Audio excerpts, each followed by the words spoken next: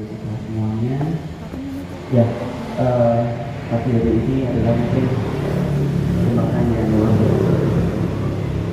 Saya bisa berada di tengah-tengah ibu yang luar biasa yang selalu memberikan energi positif untuk kami generasi muda yang bisa mencontoh dari semangat pengaturan kesehatan yang dia terima. Oke, ibu-ibu, pada pagi hari ini saya akan memberikan edukasi yang dimana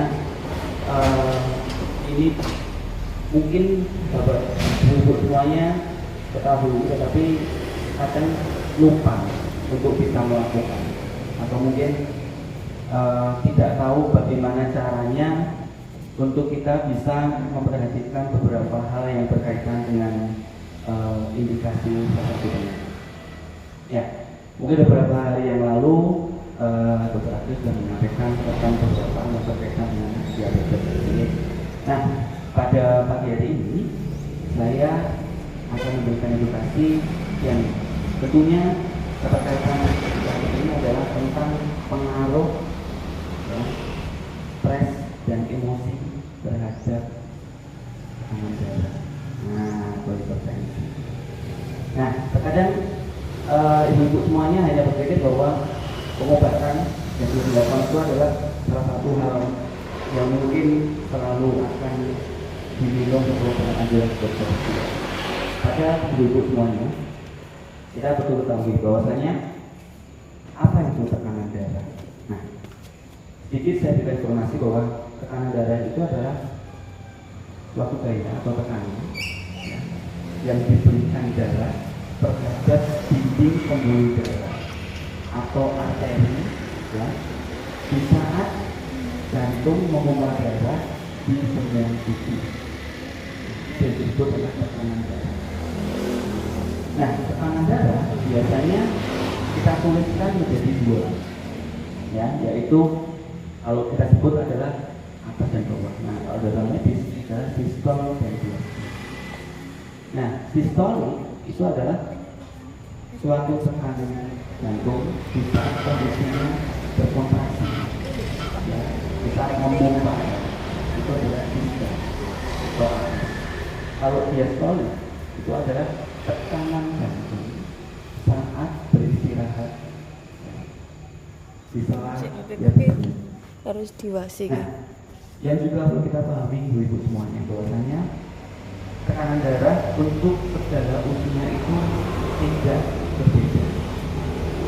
Yang perlu kita ketahui bahwa tekanan darah normal itu adalah 120 per 80 mm. Nah, 120 adalah sistoliknya, 80 adalah diastoliknya. Dan di atas itu adalah tekanan jantung saat dia berkontraksi. Tekanan jantung. Tekanan paling bawah itu saat jantung dia istirahat di sela ada jenisnya. Itu tidak ada pengaruhnya, artinya dalam di usia dari baik usia di atas 18 sampai usia generasi atau lansia. Semuanya kita anggap normal ya. Nah, kalau di atas 130 itu sudah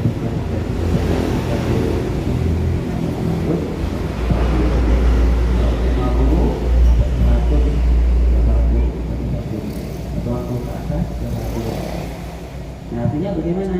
Hal ini belum kita koreksi. Nah, terkadang ibu-ibu ada beberapa kaitan dengan stres dan emosi dalam hal ini. Yang pertama adalah di tubuh kita kita lupa bahwa ada beberapa hormon yang bisa memberikan rasa bahagia, memberikan rasa senang, rasa nyaman, dan rasa tenang. Nah, tapi ternyata kita lupa bagaimana untuk kita melakukan itu. Nah, 4 hormon ini yang pertama adalah hormon dopamin, ya. Yang kedua hormon oksitosin, ya. Kemudian endorfin, ya. Kemudian yang terakhir dopamin. Nah, itu adalah hormon yang dapat membuat kondisi kita lebih baik. Nah, di saat kondisi stres, terkadang hormon itu tidak muncul. emosi secara kita hormon itu.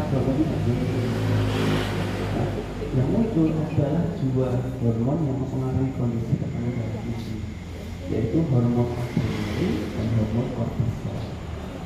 Nah, hormon ini tentunya akan mempengaruhi kondisi emosional kita ya. Jika ada terjadi dok, nah biasanya akan terjadi kondisi tekanan darah kita di angka yang belum. Emosi, karena kita stres. Nah, jadi kita pahami bahwa kalau kita emosi yang terjadi, biasanya itu kalau kita emosi itu adalah yang paling sering terjadi adalah nafas kita akan cepat. Ya, kemudian akan terjadi kondisi detak jantung kita akan lebih cepat karena terjadi penyempitan pembuluh darah. Nah, hal ini terkadang memicu kondisi kembali kan kita ada cepat, kemudian apa kita cepat, karena juga akan.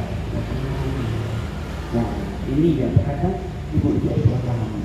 Bahwasanya orang tensi itu nggak boleh kita duduk tensi aja, tapi kita lihat, oh, saya waktu tensi itu dengan kondisinya terburu-buru, mungkin jalan aman, atau mungkin saat itu sedang terburu-buru dengan kondisi hari. Nah, saya kita tensi. Nah, terkadang kondisi akan mempengaruhi tekanan hasil tekanan darah kita. Nah, artinya kalau kondisi itu akan selalu berkelanjutan, berarti akan terjadi dampak yang tidak nyaman. Nah, dampak yang terjadi adalah biasanya dengan kondisi tensi itu akan ada korelasi dengan penyakit jantung. Ini yang nah, kalau kondisi itu bagaimana dok? Nah, seperti kita tahu dulu. Bagaimana tahu? Kalau ada emosi apa yang itu penting.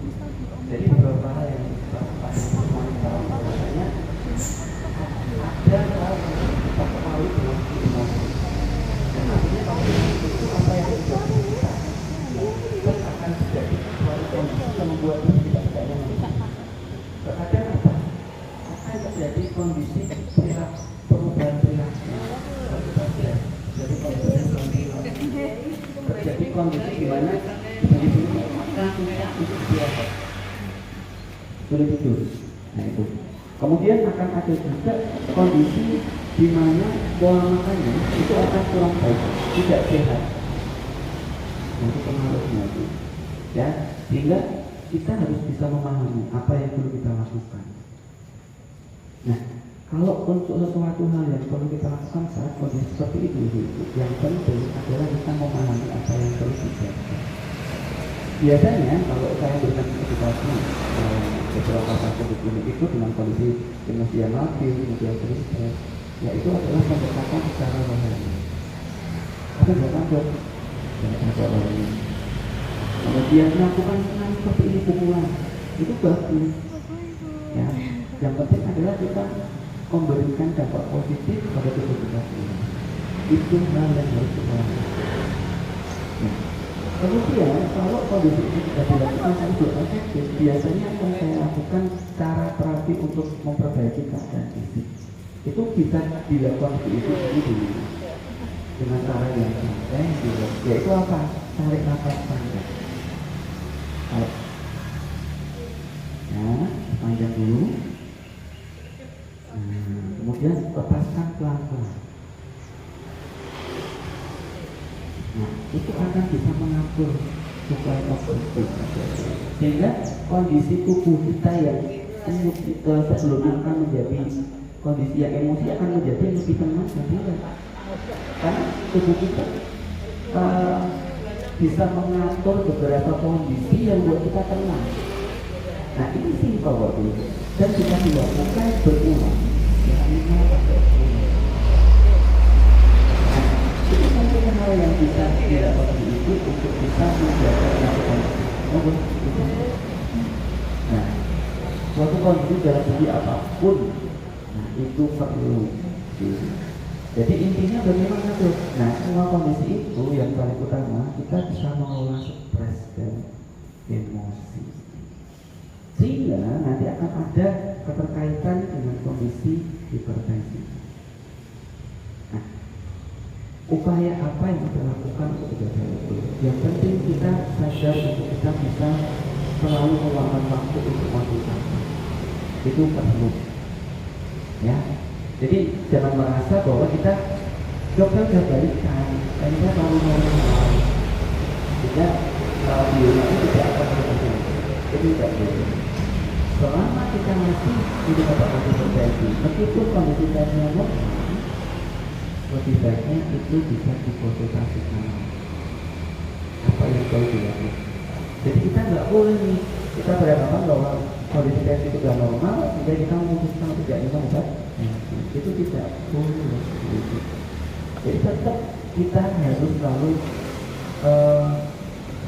rutin untuk memasuki baru itu. Nanti biar kami yang bisa menyampaikan ke ibu bahwasannya, oh ini nanti dikurangi.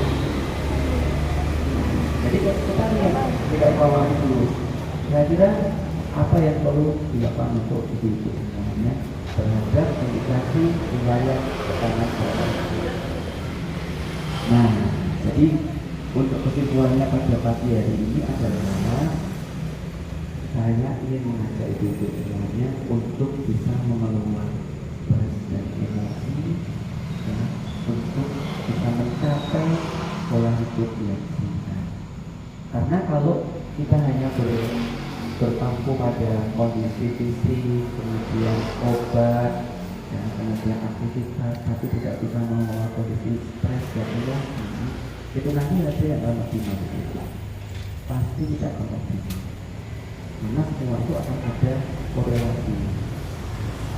Ya, jadi tetap apa yang kita lakukan itu harus selalu kita evaluasi. Perlu, ya, karena faktor genetik itu yang kita pahami adalah akan terjadi faktor di mana terjadi fungsi penurunan proses. Nah, hari ini tentunya kita bahas. Ya, jadi hal itu yang mungkin kita bisa ketahui dan lebih banyak. Oke, jadi ini simpel-simpel aja yang saya bawakan untuk konsultasi pada pagi hari ini. Tapi harapan saya ibu-ibu bisa paham apa yang perlu dilakukan. Jadi tidak boleh ibu-ibu itu ibarat kata sekarang teknologi sudah lebih canggih. Nah, ada beberapa dari saya itu dia itu malah kondisinya lebih kurang baik karena dia itu kecemasannya berlebih. Semuanya berlebih dalam artian kalau terjadi dalam kondisi tubuh dia sendiri, dia langsung searching. Jadi dia langsung searching, dia cari di Google, jadi dari Google sebuah artikel yang memang itu belum pasti biasanya, kemudian itu langsung diambil. Nah, kondisi itu tentunya akan memperburuk suatu keadaan itu. Kenapa? Karena itu belum tentu benar. Ya, kita artikel dan juga jangkauannya bagaimana. Nah, kita harus selalu bertanggung jawab. Nah, itu salah satu hal yang mungkin bisa dilakukan oleh ibu. Ya, jadi ingat apapun itu kita harus selalu kita harus peduli dengan apa yang terjadi di luar. Jadi jangan sungkan. Kadang bilang saya sebetulnya tertentu loh, setiap kali apa saya peduli loh. Bagi kami yang penting kami itu dia sehat, memberikan pelayanan untuk ibu-ibu semuanya, itu tujuan kami cuma satu, menjaga kesehatan ibu-ibu semuanya. Tidak ada rasa yang gimana-gimana. Jadi kalau ada apapun silakan segera berkonsultasi. Ya, apa yang mau ditanyakan? Kalau bagaimana? Ya, dokter Diana ada, dokter Afif ada, saya ada. Ya, silakan dengan kondisi apapun. Misal ibu-ibu ada sesuatu hal yang mungkin kurang paham atau bahkan ada yang mau ditanyakan terkait dengan kondisi kesehatan. Dan kami di Biasia pun juga sudah punya pelayanan konsultasi online.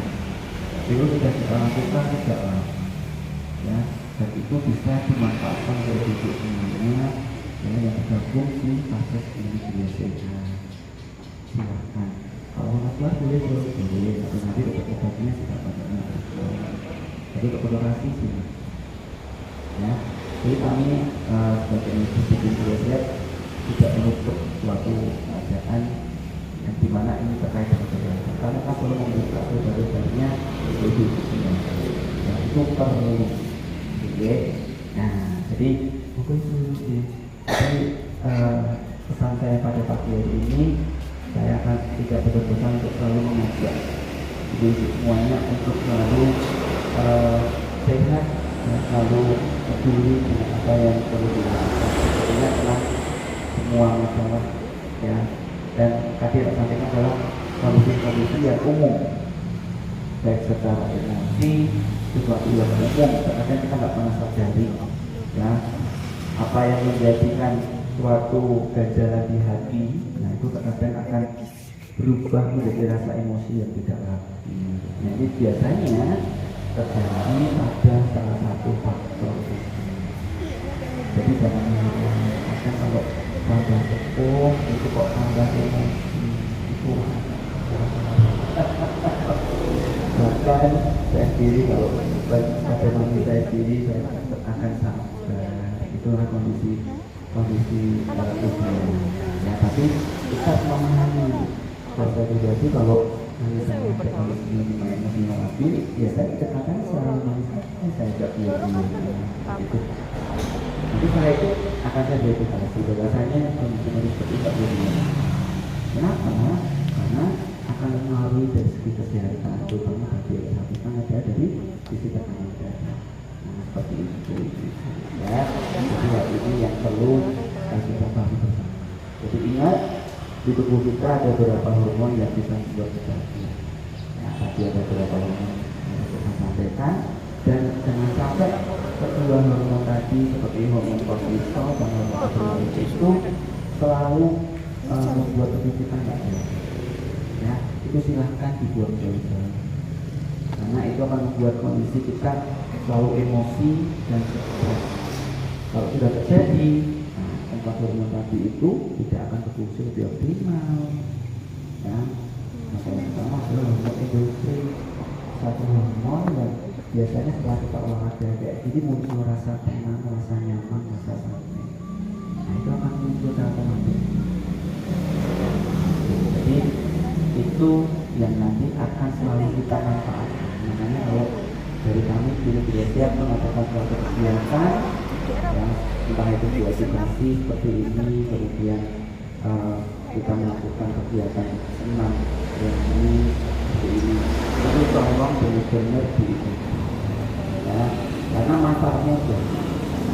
Karena kalau kita melakukan senam kita dibutuhkan manfaat ya, dan beberapa kondisi yang akan kita lakukan ya, terutama keadaan yang lebih santai, lebih ringan ya. Kemudian kita juga bisa mengaturnya lebih nyaman, karena kita tidak tahu lalu belum menyampaikan bahwa kalau kita nyaman itu beberapa hormon kita itu pasti akan itu mungkin yang saat ini ibu-ibu harus bisa paham. Itu ya, baik itu aja yang sudah saya sampaikan pada kesempatan yang luar biasa pagi ini. Kita berkumpul di tengah-tengah ibu-ibu yang luar biasa yang hebat ini ya, tapi saya juga memberikan pemahaman yang lebih semuanya supaya lebih sadar itu. Baik, mungkin dari materi yang saya sampaikan, dari kita sudah sampaikan, ada satu pertanyaan yang mungkin ibu masih belum bisa, atau mungkin masih ingin ditanyakan lebih lanjut.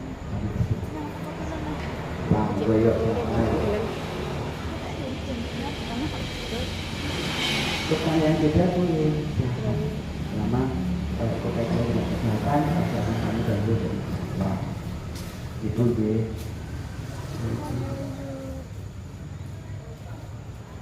Ya, silakan. Oh baik.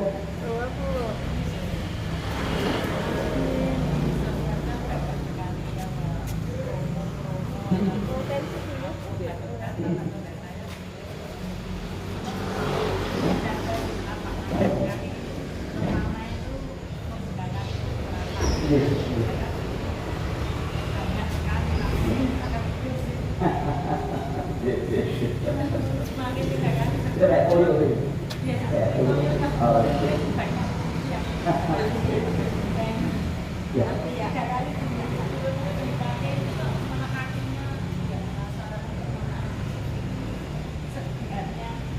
Ya.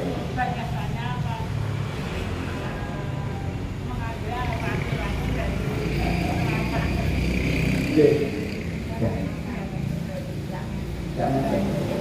Ya.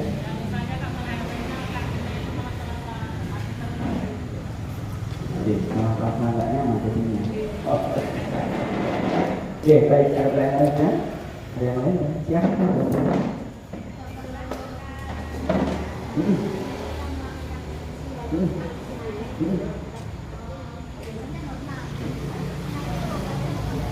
Ya, kalau ada artinya tiba-tiba itu boleh ada. Oke, lainnya sudah jawab? Cukup? Oke, baik. Oke, terima kasih untuk pertanyaannya. Jadi ibu-ibu, ini sebenarnya pertanyaan yang penting, ya, karena memang kita sering lihat, kita sering mungkin sosmed gitu ya, kita buka-buka, mungkin kok melihat ini kok bagus ya, ini kok menarik gitu ya, ini kok di dalam kesehatan ini kok sangat membantu. Itu dari segi penyampaian tentang promo atau iklan. Nah, jadi ibu-ibu, kami sebagai orang yang jadi semua kebutuhan kita itu kan dengan disesuaikan dari kondisi brandnya dari perusahaan tertentu. Nah, memang mereka akan berubah-ubah memberikan kata tampilan yang menarik untuk kita itu bisa merasa satu adalah kita merasa penasaran dulu. Yang kedua setelah penasaran pasti kita akan coba karena kita melihat suatu kemasan ya ini memang itu didesain dengan. Nah, dari kacamata ini seperti ini kita harus jeli dulu dengan sebuah brand yang sudah tawarkan ya, dengan kita membaca ya, komposisinya. Nah, dari segi komposisi itu tentunya kita akan bisa memahami ini kebutuhannya apa enggak dengan suatu kondisi yang terjadi di tubuh. Ya, misalnya gini, saya kalau waktu praktek itu saya menyampaikan kepada teman-teman bahwasanya penuh kondisi tubuh itu tidak akan sama dengan kondisi satu orang yang lain. Nah, semua akan disesuaikan. Saya selalu memberikan edukasi kepada beberapa misalnya bahwasanya kalau obat ini bukan suatu yang utama, karena obat ini tidak umum. Jadi, kenapa saya bilang itu? Karena saya ingin merubah mindset pasien saya bahwasanya kalau orang sakit itu tidak hanya diobati, kecuali kalau ada indikasi tertentu yang jelas korelasinya dengan obat dia dikasih sesuatunya seperti dengan besar karena komunikasi atau dengan kondisi ini. Tapi kalau masih dengan kondisi yang lain, saya rasa kita obat ya itu adalah kita berikan dulu atau kita bukti yang tidak dengan cara apa? Atau dari kita mengumpulkan kita bisa dapatkan dari beberapa sumber bisa dari sambil dan dari lain. Nah itu tidak masalah. Di situ tentunya seseorang akan bisa menerima sebuah hal yang memang itu perlu dilakukan dalam keseharian. Karena kami sudah verifikasi ini loh yang pas, ini loh yang bapak ibu bisa lakukan ini. Intinya adalah bisa konsisten melakukan apa yang kami sampaikan. Pastinya kalau kami sampaikan harus berolahraga. Yang kedua kami menyampaikan adalah selalu jangan lupa untuk memberikan nutrisi yang pas itu. Nah dari situ tentunya kita bisa memahami bahwasanya apa yang akan membuat dan ini akan melakukan itu perlu nggak ya buat hal yang nanti akan kita lihat di mana-mana, entah itu di sosmed, entah itu di reklame, entah itu di apa. Itu akan kembali ke sana ya. Jadi satu keperluannya dulu, kedua manfaatnya.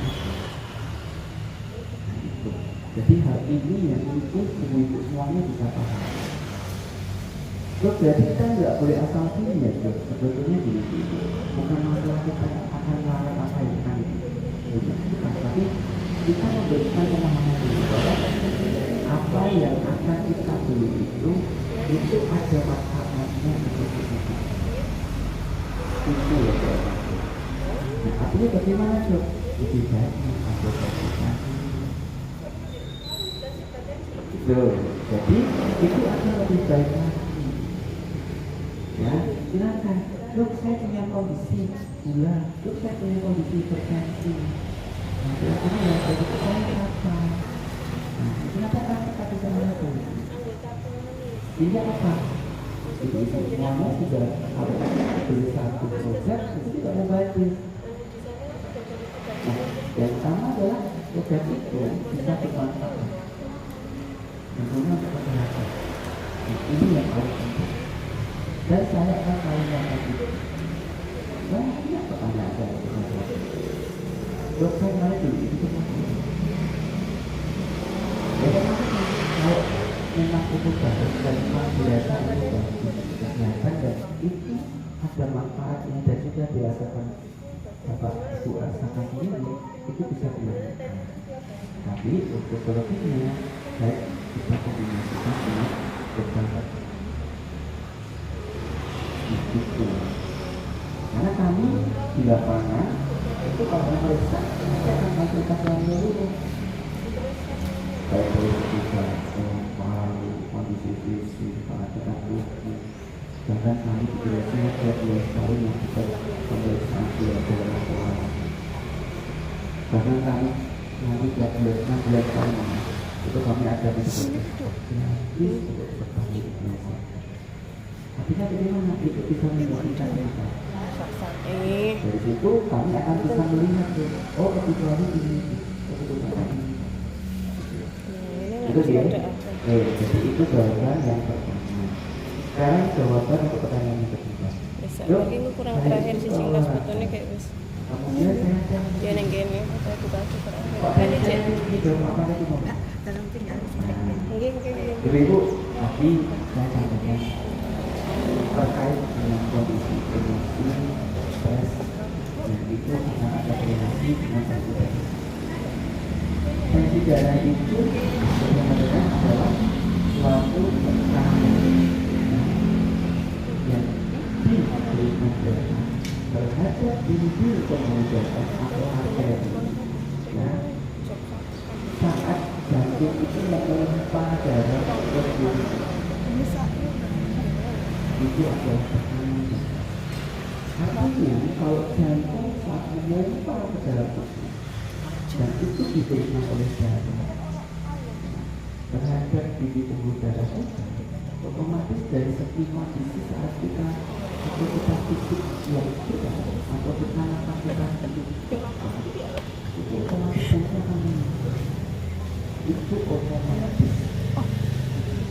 Nah, itu bagaimana? Apa yang kita lakukan? Tidak usah panik, istirahat. Cuma buat yang menyimpan berlanjut dan akan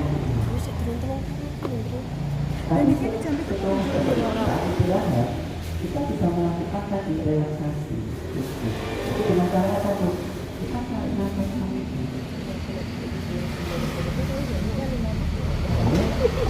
Pelan-pelan.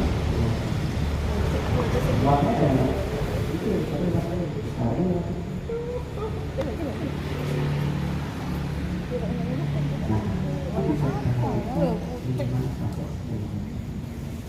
Nah itu cara untuk kita bisa memberikan kreativitas kita, karena itu sudah bisa mengatur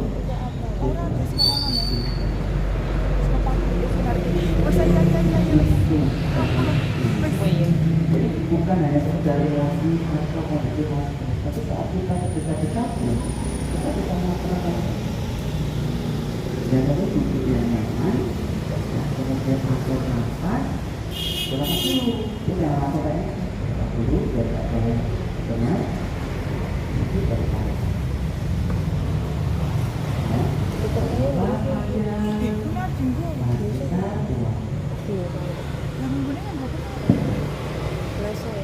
Itu bisa dilakukan dan itu sangat efektif untuk kita. Nah, itu adalah satu hal yang mungkin bisa kita seperti itu. Oke, baik. Mungkin untuk kita waktu mungkin sampai sudah ini saya sungguh luar biasa, tapi ini tidak kesempatan kita berarti jadi motivasi semangat saya sendiri. Alhamdulillah kita bisa melakukan edukasi, kita bisa tumbuh bersama ini sebenarnya tidak lain adalah untuk kita menjaga kesehatan bioekonomi. Oke, sebenarnya ini mungkin akan saya kasih pertanyaan lagi, pertanyaan aja, cukup.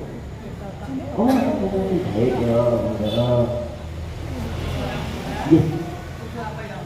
Oke, baik. Ya, Bapak Ibu, terima kasih. Oke, jadi gini, di Media Sehat kita itu bukannya mempunyai pelayanan tentang, tapi kita pelayanan tentang herbal. Nah, herbal itu tentunya sudah melalui para pendidik seperti itu. Jadi kita tidak sembarangan untuk kita itu menjual produk. Sudah ada penelitian tertentu, sudah melewati institusi tahap tertentu yang dilakukan oleh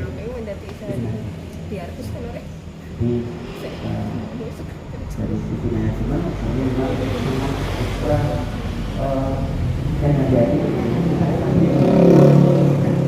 juga sih ya, kami punya beberapa produk dan tentunya ini sangat bermanfaat produk-produk yang luar biasa ini sudah sangat tinggi secara kualitas maupun manfaat. Nah, satu pertanyaan dari itu adalah terus apa yang kita butuh? Nah, kalau orang Jawa, kami punya dua produk yang bagus, satu Utawa, dua Bulu. Nah, yang Utawa ini prosesnya itu untuk kondisi tulang, tulang, sendi, dan pegel lemak. Nah, itu Utawa lebih bagus. Ya, kalau itu karena dari Utawa itu kandungannya dia ada berapa? Seperti kayak madu, dari kandungan ini, ibu harus ketahui, ini bisa memperkuat kepadatan fungsi tulang. Selain itu boleh juga. Jadi beberapa pasien saya juga mengonsumsi karena waktunya hasilnya. Dan saya tanya seperti itu, oh gimana Anda terjun dosa? Oh tidak itu. Dan berdasarkan jadi memang tidak ada keterkaitan dengan tenaga kerja. Karena fungsinya dari ini adalah langsung pada ini. Dia akan berbagi kepada itu sama. Jangan kita masuk. Nah, berikutnya ini untuk memperbaiki kondisi anak. Untuk memperbaiki itu untuk anak, untuk anak. Jadi kalau kondisi itu untuk segala kondisi itu boleh diberi. Nah, jadi luar biasa. Ini produk yang luar biasa yang kita akan share karena ini adalah suatu kombinasi yang berbeda. Pengobatan bukan itu sama kami, tapi kebutuhan nutrisi itu adalah suatu hal yang kami bisa berikan kepada mereka. Seperti itu.